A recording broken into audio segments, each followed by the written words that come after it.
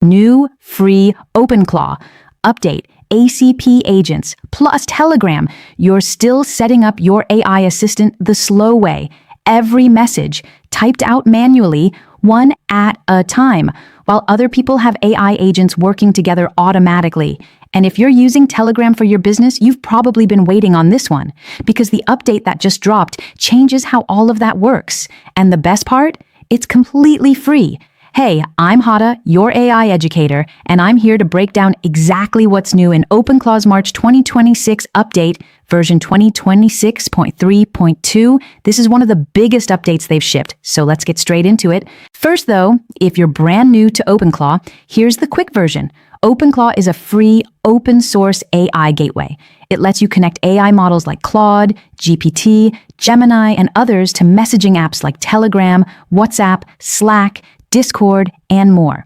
You can build fully automated AI assistants that respond to messages, handle tasks, and now work together as a team of agents. It currently has over 249,000 stars on GitHub. If you haven't set it up yet, I've got a full beginner guide linked in the description. But today is all about this update. Let's start with how to update, because this release has some breaking changes, meaning if you just blindly update without reading this, things might break for you. Run the standard update command in your terminal, and it will pull the latest version. If something breaks after updating, the most likely culprit is the ACP setting, which I'm about to explain. Before you update, write down your current config settings so you can compare. Now let's get into the features, starting with ACP Sub-Agents, because this is the one that's going to change how you build automations. ACP stands for Agent Communication Protocol.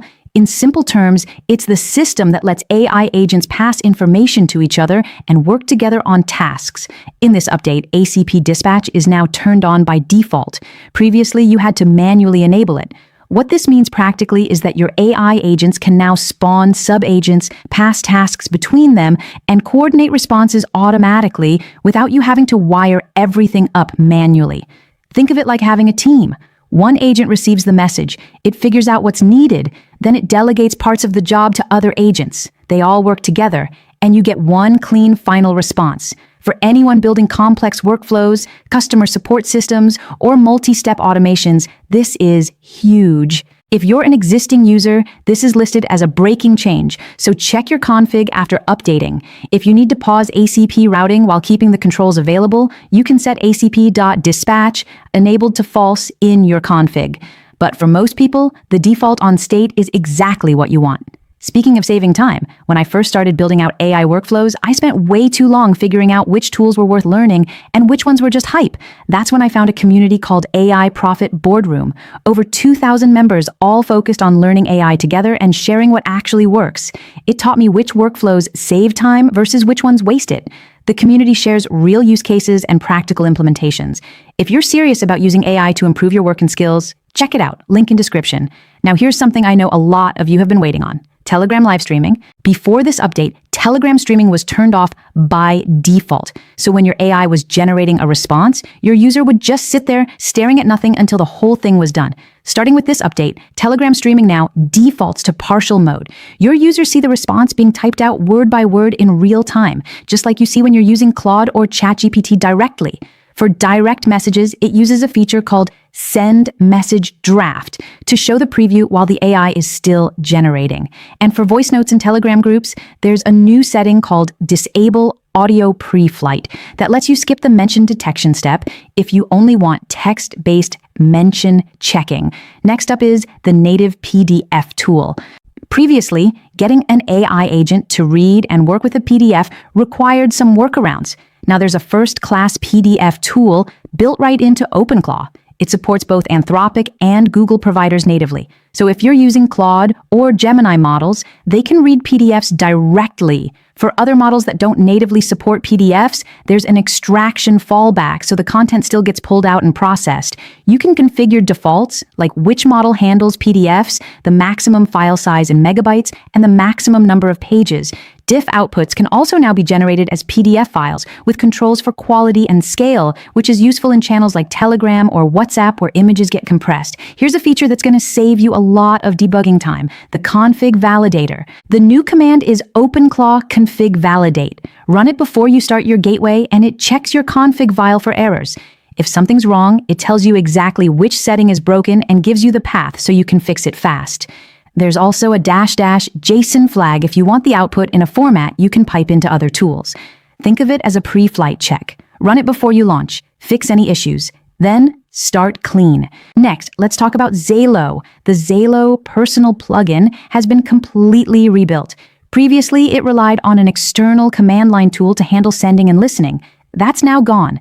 The new version runs entirely inside OpenClaw using a native JavaScript integration, which means a simpler setup and better stability. If you're already using Zalo with OpenClaw, you need to re-log in after updating. Run OpenClaw channels, login -- channel Zalucer to start a fresh session. And there's also a new shared send payload system across Discord, Slack, WhatsApp, Zalo, and Zalucer that makes multimedia messages and chunked text responses work more consistently across all those platforms. Now let's talk about security, because this update includes serious hardening across the whole platform. The release notes cover over 100 individual fixes. A few key ones worth knowing about: the gateway now ties loopback origin checks to actual local socket clients instead of just trusting the host header, which closes a potential bypass. Webhook handlers now enforce authentication before parsing the body, which prevents a slow body denial of service attack. Prompt spoofing protections were added, meaning inbound messages that try to inject fake system prompts are neutralized, and config backups are now written with owner-only permissions, so your credentials in backup files aren't exposed. This is a meaningful security release, not just surface-level stuff. A few more smaller additions worth a quick mention. Minimax M2.5 high-speed model is now supported.